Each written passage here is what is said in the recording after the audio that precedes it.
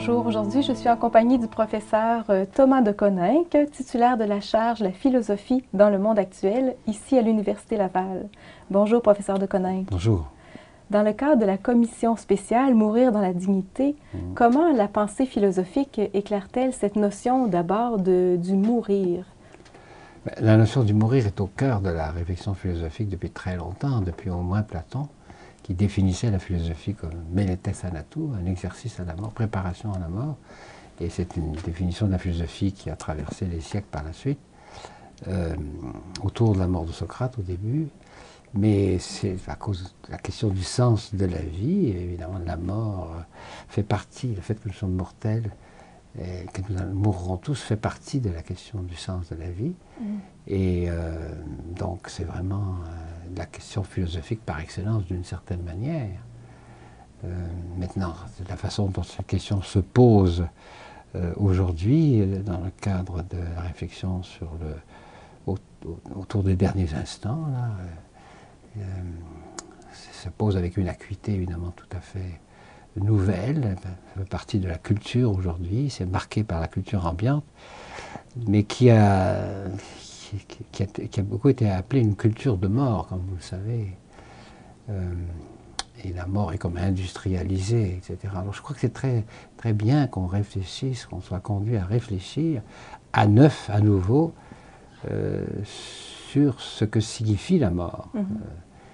Et qui est quelque chose, qui est l'instant sans doute le plus important de la vie de chacune et de chacun, comme l'ont dit et répété tant de témoins, tant de grands écrivains, penseurs, poètes, philosophes. Et c'est ça, la question de mourir dans la dignité.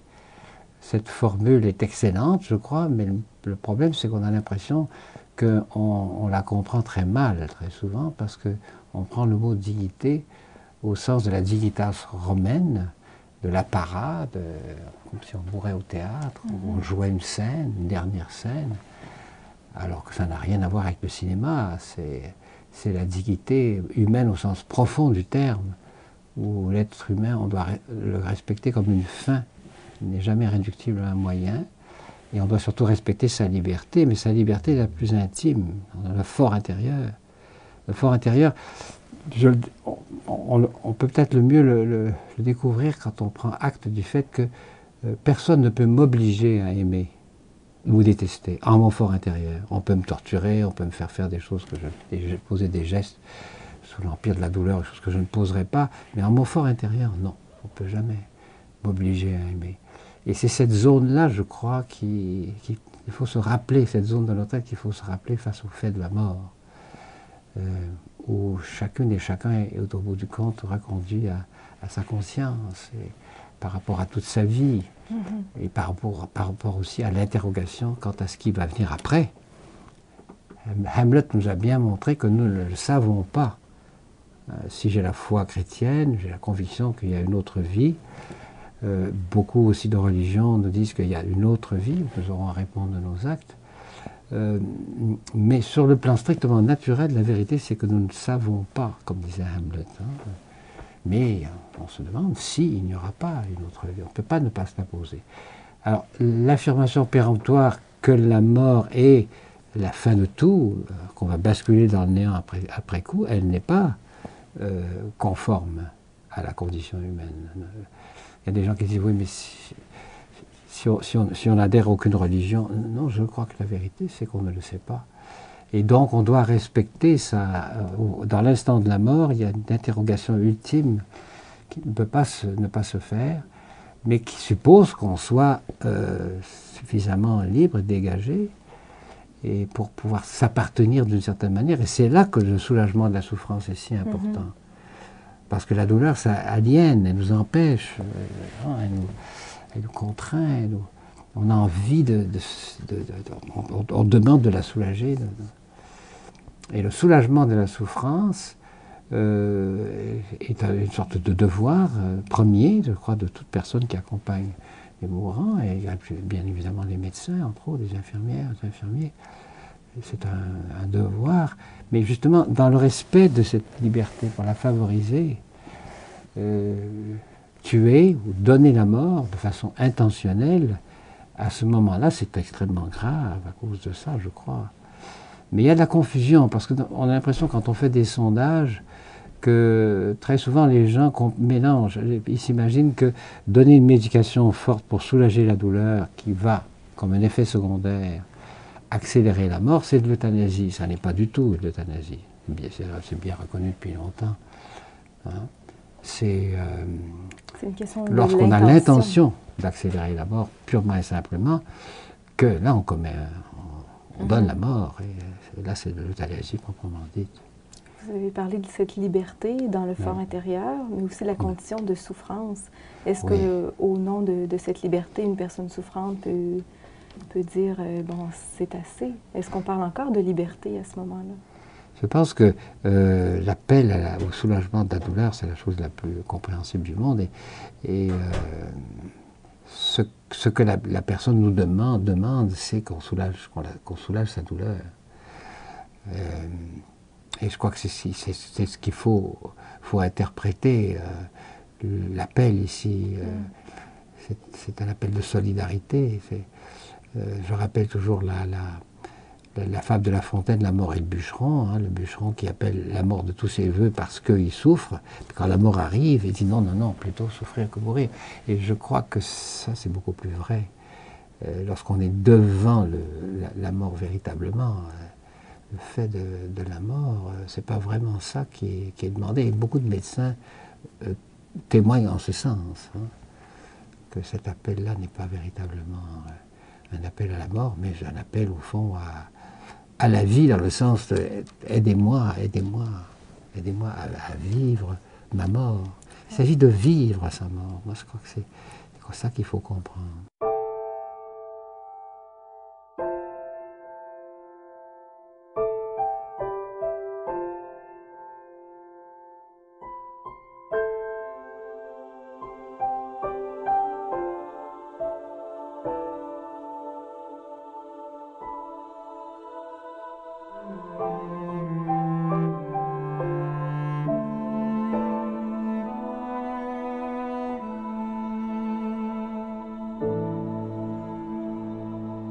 Vivre une mort, c'est quand même une notion dynamique pour quelque chose qui nous apparaît si passif, voire subi même. Oui. Et puis il y a la conscience, hein, c'est que évidemment on est face à soi-même là. Et je trouve qu'un grand absent du débat autour de l'euthanasie, c'est la conscience. Il y a des gens qui disent, oui, mais supposons que quelqu'un me demande de le faire mourir. On va dire, bon, ben ça, ce sont ses convictions à lui, je n'ai pas le droit, moi, d'imposer mes convictions à celui qui est ou celle qui est en train de mourir. Mais c'est un raisonnement fallacieux, parce que ça va en sens inverse. L'autre n'a pas à imposer non ses croyances. Et si je lui donne la mort, c'est devant ma propre conscience que j'ai à répondre de ça. C'est moi qui donne la mort, c'est pas lui ou elle. Et il y a des sophismes ici très faciles, un peu rhétoriques, mais qui sont graves. Parce que j'aurai à répondre devant ma conscience de la mort que j'aurais donnée, même si c'est parce que l'autre me l'a demandé. C'est le fort intérieur, encore ici, c'est la conscience, je crois, à laquelle il faut faire appel. Dans un contexte nihiliste, dans un contexte où il n'y a plus aucune valeur, un peu comme dans Macbeth de Shakespeare, nothing is what is not, comme l'a si bien dit Albert Camus au début de L'homme révolté, le meurtre est la question. Le meurtre est la question. Et c'est ça la question ici, c'est la question du meurtre.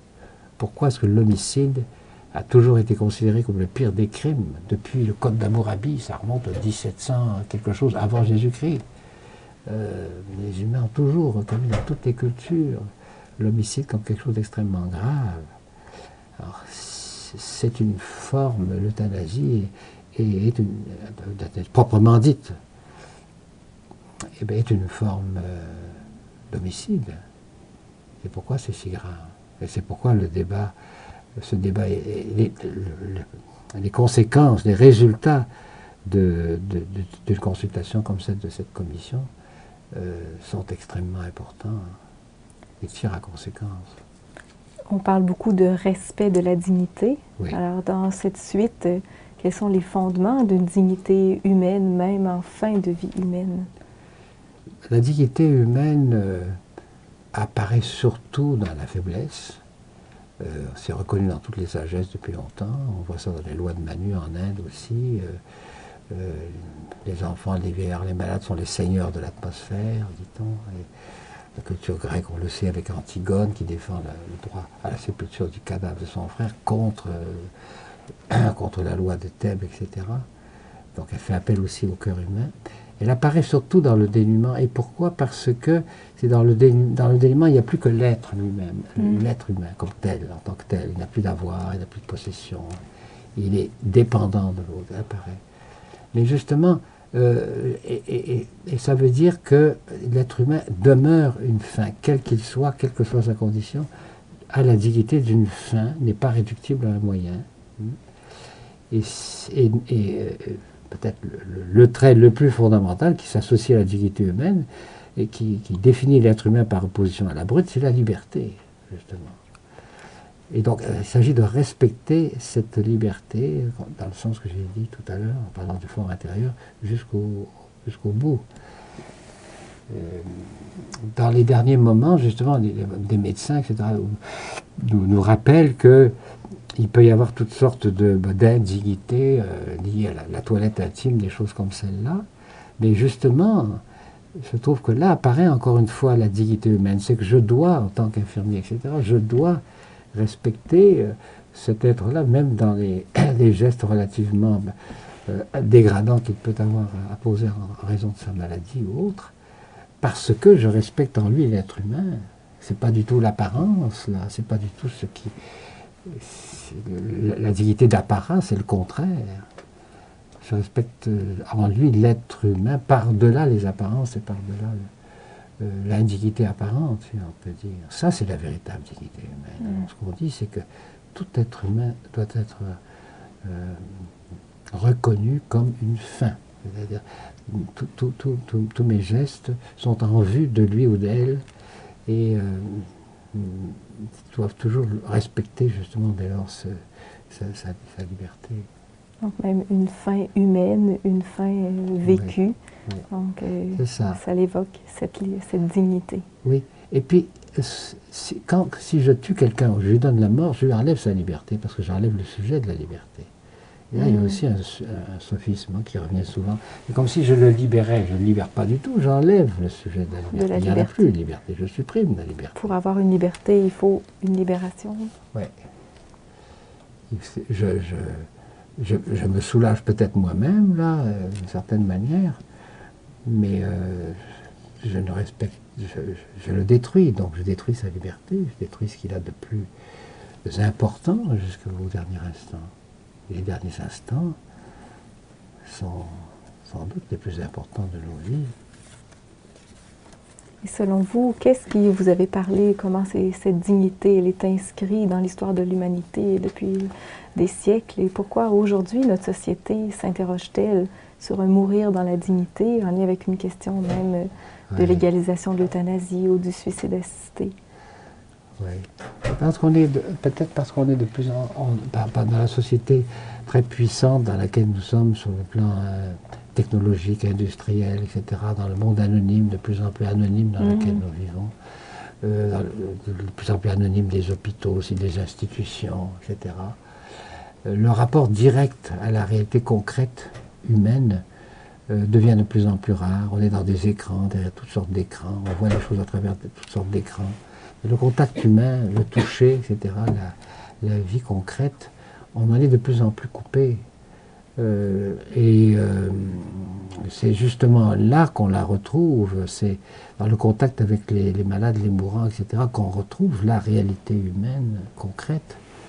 La culture ambiante nous éloigne, elle est de plus en plus abstraite, elle nous éloigne du concret, elle nous éloigne de l'humain, elle nous éloigne de nous-mêmes aussi. Et même de cette responsabilité aussi. Excellent, cette responsabilité. c'est ça. Lévinas a très bien marqué, hein, je suis responsable de, mais responsable, ça veut dire répondre de, mais ça veut dire aussi répondre à, dit-il. Et je dois répondre à l'appel du souffrant, du malade, etc. Ça, c'est quelque chose qui est extrêmement important.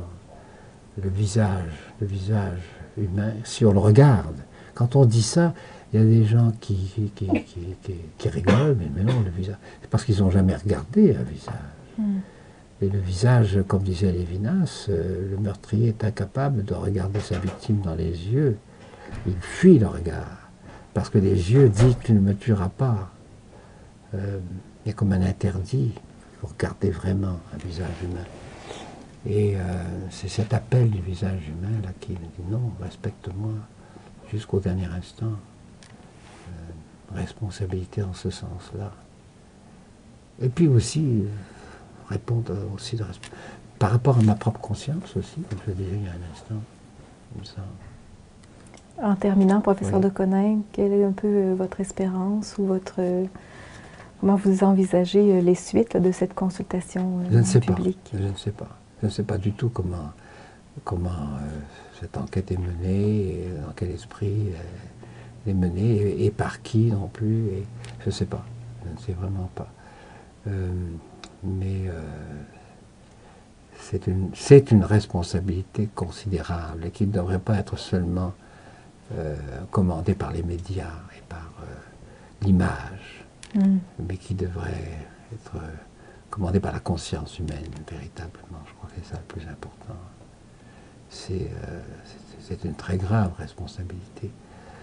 Et si c'est simplement le politically correct ou le côté purement médiatique qui commande, ben là, il faut se demander, parce que c'est tellement confus.